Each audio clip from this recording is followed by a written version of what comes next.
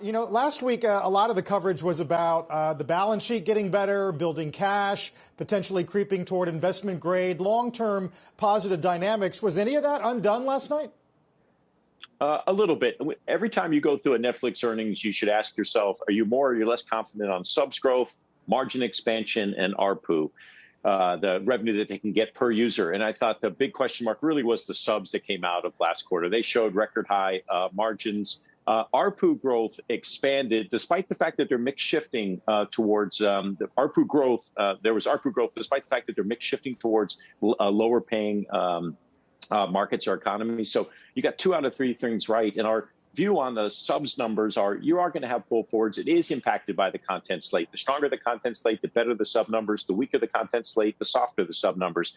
But long term, this market, the entire entertainment market, is moving towards streaming, and it's moving towards a streaming bundle. And Netflix is almost certainly going to be part of that. So if I'm going to be soft in some place, I think they can make up for it later on with subs. That's why we like this as an entry point. This isn't to back up the truck price, but it's a back up the minivan Now, Mark, I know nobody fan price. Yeah, nobody likes to go bearish if you've been bullish in a situation like this. But to me, we've talked about the Netflix angle on Netflix. But what about the broader idea here that, that thing that you thought was momentum? Oh, well, it was just a pull forward. What if you extrapolate that out to so many of the other stocks that you cover? I mean, what if they said, oh, yeah, I know we've been talking about that, COVID changed everything and it's a transition to digital. But that boom that we saw, a lot of that was just a pull forward. And now we're lowering our guidance for the coming quarters. Wouldn't that be a concern? And how do you know that we're not going to hear more of this?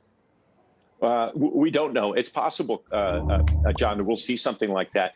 We've got other assets that we think were clear winners of a permanent pull forward of demand. I think that's Amazon and some of the advertising names. But it's possible that we're going to hear the same script going forward. I don't think that's likely, but it is possible. And there's no doubt that there was a huge bump up in new subs for Netflix last year.